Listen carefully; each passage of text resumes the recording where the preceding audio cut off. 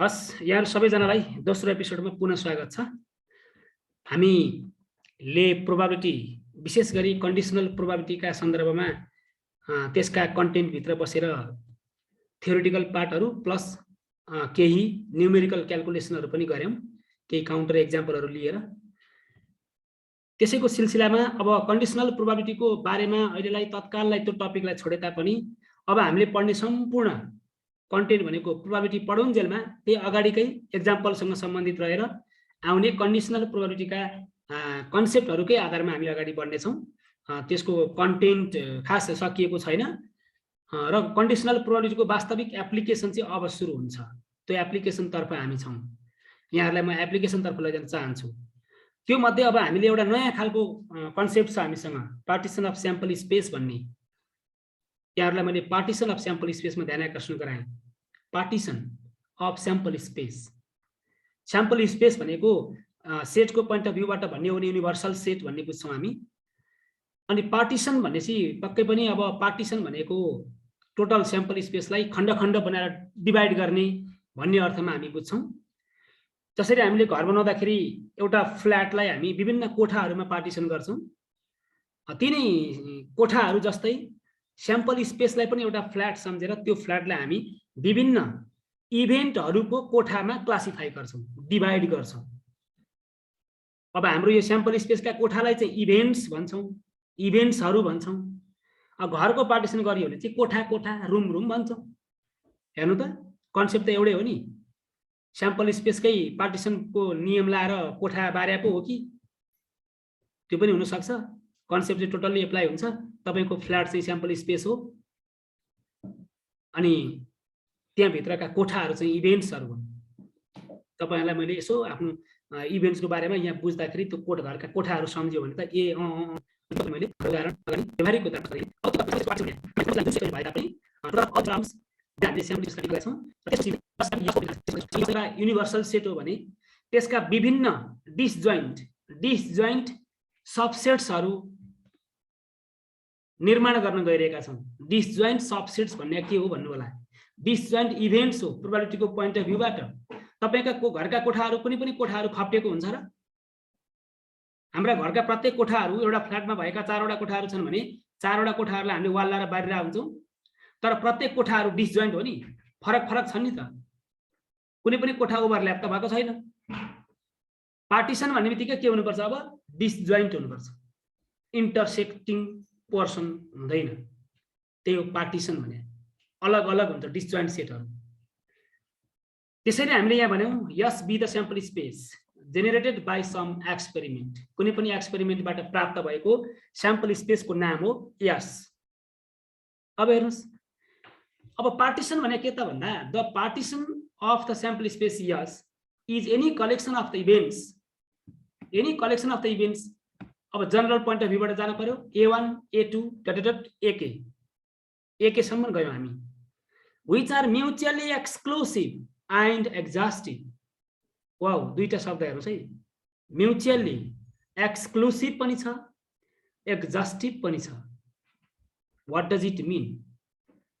Mutually exclusive means probability of one event neglects the probability of another event.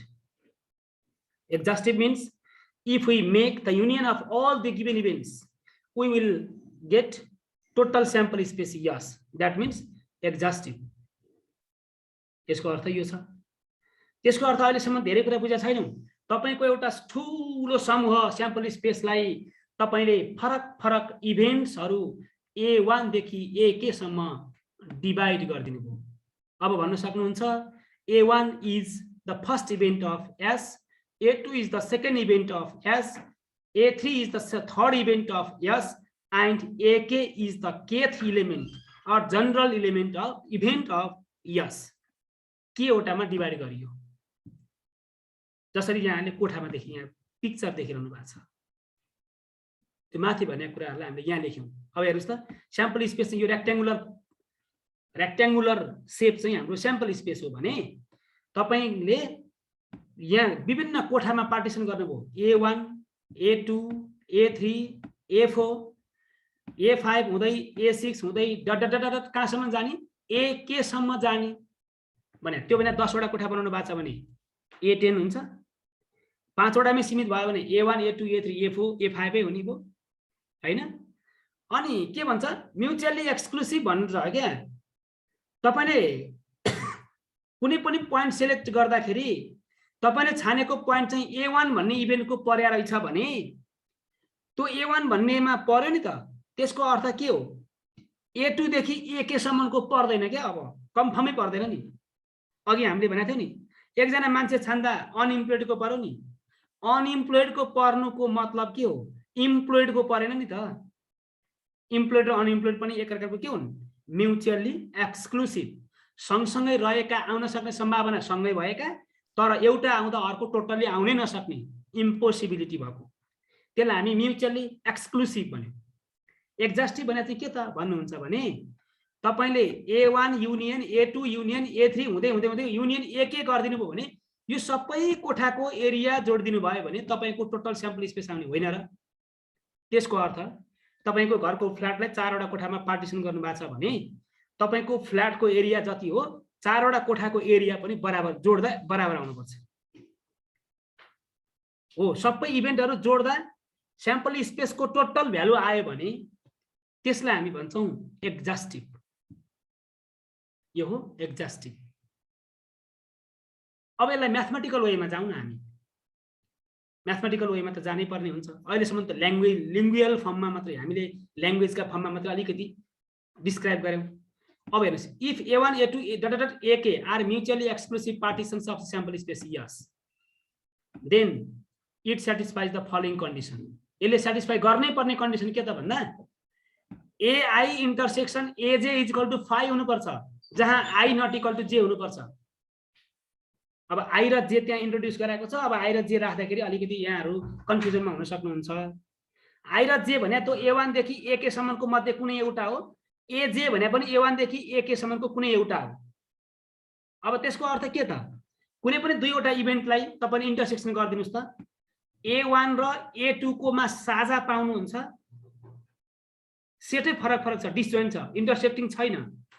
A1 को member र A2 को मेम्बरहरुका बीचमा कुनै पनि कमन मेम्बर छैन। That means A1 intersection A2 is equal to 5 भने हो। फेरि अर्को नि हुन सक्छ, A2 र A3 को निकाल्नुस्। A2 र A3 को पनि तपाईले इन्टरसेक्सन निकाल्यो भने there is no common member, intersection छैन, सो 5। तपाईले किन अब A4 र A6 गर्दिनुस्, जुनसुकै दुईटा लिनुस् त, जुनसुकै दुईटा लिनुभयो भने नि त्यसको इन्टरसेक्सनमा कुनै पनि मेम्बर पर्दैन। So we can write in general form AI intersection AJ is equal to 5। तपाईले I को भ्यालु एउटा कुनै यहाँ A1 A2 A3 हुँदै हुँदै AK सम्मको कुनै एउटा चुज गर्नुभयो भने त्यो अर्को AJ अर्को त्यो भन्दा अर्को एउटा सिलेक्ट गर्नुस्, इन्टरसेक्सन निकाल्नु भयो भने तपाईको 5 आउँछ। 5 आइज त एक्सक्लुसिभ भन्ने पाइन्छ, disjoint.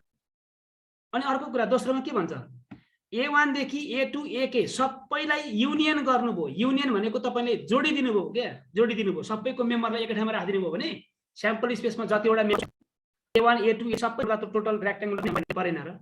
If we make the union of all the events then we will get sample space yes। त्यसको अर्थ के हो, यसले चाहिँ के भन्छ अब एक्जास्टिभ भन्छ। यस दोस्रो नम्बरले एक्जास्टिभलाई रिप्रेजेन्ट गर्छ, पहिलो नम्बरले म्युचुअली एक्सक्लुसिभलाई रिप्रेजेन्ट गर्छ। यसको अर्थ हो अब तपाईले प्रोबेबिलिटी लगाइदिनु भयो, यसको दुवैतर्फ प्रोबेबिलिटी लगाइदिनु भयो भने प्रोबेबिलिटी अफ A1 को प्रोबेबिलिटी, A2 को प्रोबेबिलिटी, A3 को प्रोबेबिलिटी, A4 को प्रोबेबिलिटी हुँदै हुँदै हुँदै we can go continuously AK को प्रोबेबिलिटी, सबै त्यो पार्टिसनहरुको प्रोबेबिलिटीलाई सम गरिदिनु भयो भने 1 आउँछ। 1 भने कसको भ्यालु हो, स्याम्पल स्पेसको प्रोबेबिलिटी के हुन्छ 1 हुन्छ। हामीले अगाडि एक्जाममा पढिसकेका छौं हो। यो रिलेसन चाहिँ हामीले पार्टिसनमा बुझ्नुपर्छ भनेर मैले यहाँलाई क्लियरिफाई पारे। अब यहाँहरुले मलाई भन्नुपर्ने छ कि कुनै पनि स्याम्पल स्पेसलाई पार्टिसन गरेको कुरा यहाँले बुझ्नुभयो वा भएन, र पार्टिसनलाई लेख्ने तरिका र त्यसले मेन्टेन गर्ने केही रुलहरु, भ्यालुजहरु, कन्डिसनहरुमा यहाँहरु अलिकता कन्सेप्चुअल हुनु भयो कि भएन, यो चाहिँ यहाँहरुले मलाई भनिदिनु पर्ने हुन्छ। के छ कुनै धारणा? हजुरहरुको पालो अब।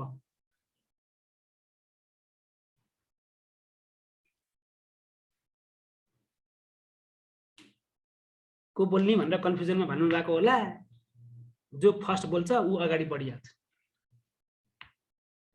त्यसमा नबुझ्या हुनु पर्यो। बुझ्या छ भने त कुरो सिद्धि हो। अब यहाँहरूले क्वेसन नबुझेको क्वेसन भनेर राख्नु भएन भने यहाँहरूले मजासँग एकैचोटिमा बुझ्नुभयो भन्ने अर्थ लाग्छ। फेरि त्यतिखेर मेरो खुसीको कुरा हुन्छ। अर्को स्लाइडमा जान सकिन्छ वा यसमा तपाईहरुको केही जिज्ञासा छ भने हजुरहरूले फ्र्याङ्कली राखिदिनु होला भने मैले, किनभने यो कन्सेप्ट राम्रोसँग बुझिएन भने अब सिक्वेन्समा एउटा अर्डरमा जान्छ। अघिल्लो बुझेपछि पछिल्लो बुझ्ने हुँदै हुँदै जान्छ। फेरि यो होइन डिसमिस भयो भने फेरि अब पछाडि बेस थ्योरम पढ्दाखेरि कता कता भन्ने हुन्छ। यहाँसम्म क्लियर हुनुहुन्छ भन्ने लाग्छ। अब अगाडिकै कुराहरू पनि दोहोरिया छन्। यहाँ क्लियर हुनुहुन्छ हैन? सर एक्चुअली फेरि भनिदिनुस् न है। प्रब्लम भयो हजुरलाई? हजुर सर, यो फाइ यताउता भनेर चाहिँ बुझेन। ए फाइ भने यस्तो, हजुरलाई धेरै त भन्नु नपर्ला। एउटा टोटल स्याम्पल स्पेसलाई यसलाई चाहिँ हामीले यो टोटल रेक्टेंगुलर छ नि, मैले यो सिलेक्ट गरेँ। यहाँ हेर्नुस् त, यो चाहिँ स्पेस यस हो। अनि त्यो यस भित्र A3 को आफ्नै समूह छ, समूह छ र कुनै पनि A1 देखि AK सम्मका कुनै पनि इभेन्टहरुमा एक अर्कामा साझा सदस्यहरू छैनन्। There is no community. हामी यहाँ AI intersection A is equal to 5 त्यो भएर चाहिँ A1 पनि A1 इन्टरसेक्सन A2 सम्झिनुस्। आइले भने कि त्यसमा के हुन्छ अनि के राख्नु जे मा आइ माथि नपुरा राख्नुस्। ल A मा A5 को इन्टरसेक्सन कति त? तिनीहरु खप्टिएका छन् र तिनीहरुमा कमन नबसी 5 भने को इन्टर मेमोरी छैन भने हामीले फाइलले रिप्रेजेन्ट। तपाईले अब A4 सम्झिनुस्। A4 र A को रिलेसन फरक पनि छ। त्यसमा कमन मेम्बर छैन। A4 को आफ्नै सेट छ, A को सेट छ। फरक कोठा छ। तपाईको एक ठाउँमा राखेका छन् कोठामा पाउनुहुन्छ र पाउनुहुन्न नि। करेक्ट त? तपाईले कम्प्युटर एउटा कोठामा राख्नु हजुर के नभए कोही हैन यसै भएको छैन भने एकदम घरका कोठामा जति पनि सामानहरु त्यही सामानहरु अर्को कोठा हैन। अनि एउटा भएको सामान र अर्को कोठामा भएको सामानमा तपाईले साझा खोज्न पाउनुहुन्न, भेट्नुहुन्न। त्यसको अर्थ हो फाइ। त्यो पाउनुहुन्छ। फेरि एउटा कोठामा त्यो दुईटालाई रिप्रेजेन्ट अनि पछि पनि होल्डर पुलिस ल्याउनु पर्छ। सिटिफाइज एस्टिमेट अनि सबै इभेन्टहरुको प्रोबेबिलिटी जोडी भने 12 को त्यो भनेको त्यसको प्रोबेबिलिटी सेम आउँछ। अनि हामीले पार्टिसनको लागि एउटा इन्फर्मेसन चाहिँ प्रोवाइड गर्ने प्रयास गर्छौं। यहाँ क्लियर हुन्छ भन्ने लाग्छ। अब चाहिँ हेरौं थियरम अफ टोटल प्रोबेबिलिटी भन्ने आयो। एउटा थियरम, यो थियरम चाहिँ पछाडी बेस थियरम बुझ्नको लागि असाध्यै महत्त्वपूर्ण थियरम हो। असाध्यै महत्त्वपूर्ण थियरम हेर्छ। Is equal to E constitute a partition of the sample space yes। फेरि हजुरहरूले अघि चाहिँ स्याम्पल स्पेसलाई A1 A2 भनेर पार्टिसन गरेका थियो डेफिनेसनमा चाहिँ। अहिले चाहिँ फेरि E1 E2 E3 आयो। त्यसरी झुकिनु होला। जे माने पनि हुन्छ है पार्टिसनमा नाम। अझ सजिलोको लागि चाहिँ इभेन्ट 1 इभेन्ट 2 इभेन्ट 3 भन्न सजिलो हुन्छ भनेर यहाँ त्यसरी मानिएको हो। फिगर चाहिँ त्यो रेक्टेंगुलर फर्मको पार्टिसनको फिगर चाहिँ उताकै फिगर हो। तर यहाँ चाहिँ फिगर अब अर्को फिगर पनि बीचमा गोलो गोलो पारको रंगीन पाराले आएको छ। त्यो ए भन्ने त्यो के आएको होला? हामी त्यतातिर जाने प्रयास गरिरहेका छौं।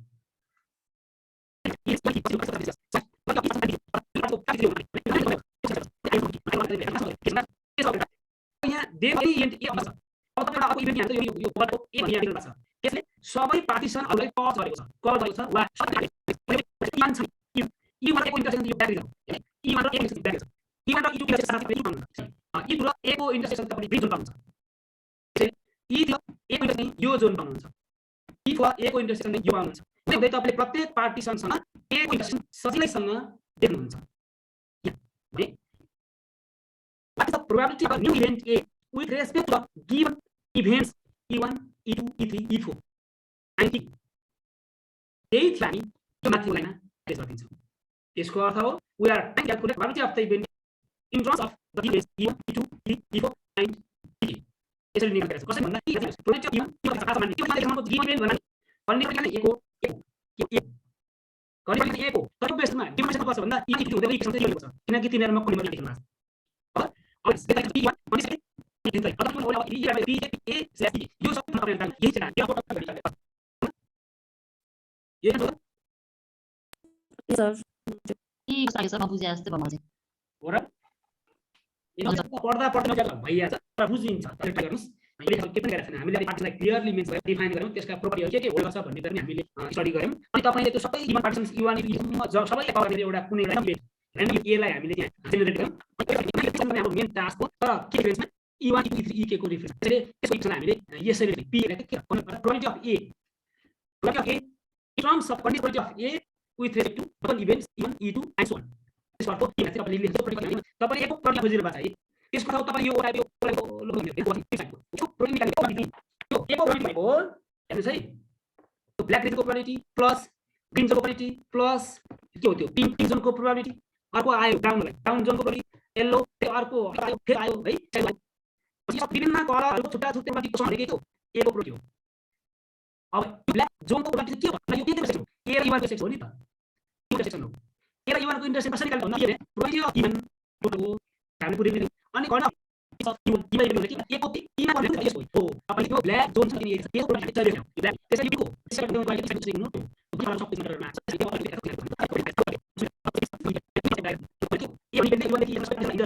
अनि विभिन्न कलर विभिन्न प्रोबेबिलिटी आउने हो के is the mutually exclusive event as follows भन्छ ए भने चाहिँ ए इंटरसेक्शन E1 सबैमा ए है कमन E1 E2 E हुँदा के ए जोन ए इंटरसेक्शन भनेको ग्रीन जोन ए भनेको अर्कै जोन यो जोन है ई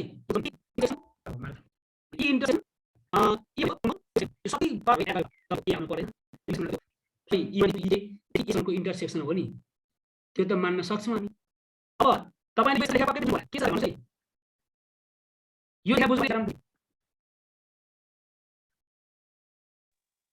के भन्नु होला को भन्नुहुन्छ भन्ने पनि विचार छ ल बुझ्नु पर्यो अहिले हेर्नुस् है त अति राम्रो साइड कन्सेप्ट के भयो त्यसको के अनि पी बाहिर लार्ज राखेर सबै राख्दियौ हामी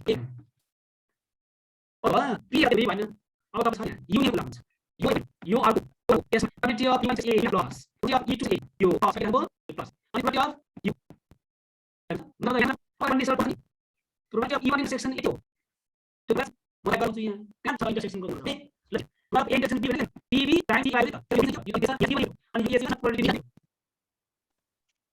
त्यसो लाग्यो म त त्यस्तै आवाज लाग्यो भेटाउ कि यो फर्मुला हुन्छ त्यो फाइन्ड गर्ने यो फर्मुला डुप्सन यहाँ त यहाँ यसमा लेखेको कुनै बुझ्नु पी मा सेक्सन ए भने तपाईले अप्लाई गर्ने गिभन के भन्नु फर्स्ट कन्डिसनल गर्ने के त त्यो भाइ के भनेको P times P A conditional probability A given के परेन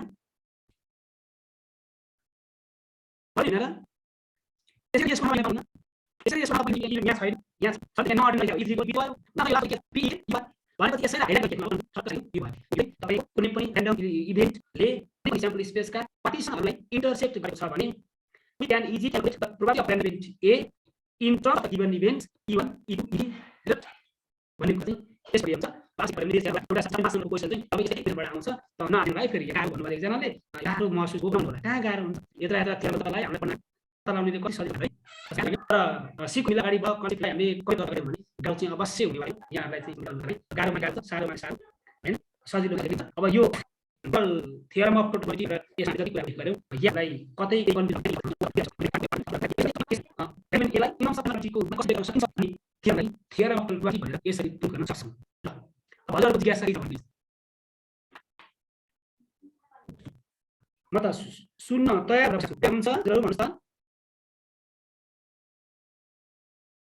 सरी सर ओके कोहीलाई यसो जिज्ञासा छ भने हजुरले सुन्नुहुन्छ हजुरहरुलाई चाहिँ के लाग्ने गरेर पनि हेर्नु होला बुकमा के कस्तो भएछ त्यो पनि हेर्न सक्नुहुन्छ अनि एनालिटिक्स पार्टिसनको बेसी हामी जब प्रोबेबिलिटी प्रुफ गर्यौं अब त्यहाँ प्रोबेबिलिटीको आधारमा हामी त्यसले पढ्यौं अब यसमा के भयो भन्छ भने दलिएको सन्दर्भ के हो चाहिँ दिएको पछाडीको पनि यो भने अब यो थ्योरम भन्छ पोस्टरियल प्रोबेबिलिटी क्याल्कुलेट गर्छ भने चाहिँ के होइन यो के छ बुझ्नु भोलि भने मान्छे तपाईले यो थ्योरम टोटल कन्सेप्ट चाहिँ एकदमै राम्रोसँग बुझ्नु पर्छ भनेर गरे हजुरले स्लाइड पनि देखाउनु होला अझ पनि अब त्यो भएको छैन भने यसको म युट्युब हाल्दिन्छु हेर्नुभयो भने हुन्छ पक्कै पनि हामीले यहाँसम्म आइपुग्दाखेरि केही न केही कुराहरू भएको छ भन्ने मन छ एक्सरसाइज चाहिँ तपाईको विशेष ज्ञान टाढै हेर्ने म एक्सरसाइज वान चाहिँ अहिले भन्छु एउटा एक्सरसाइज भन्ने त्यस पनि हेर्दै होला नयाँ कुराहरू होला जसरी हामी परमोटिभ प्रब्लम सेलेक्सन गर्नु हो त्यस्ता प्रब्लम अलि सोलुसन गर्छु प्रब्लम के हो भनेर म बोर्डमा लेखिहाल्छु टाइम लाग्दैन भन्ने हो त्यस्तो भएपछि अब आजलाई यही गर्ने अनुभूति चाहन्छु हुन्छ नि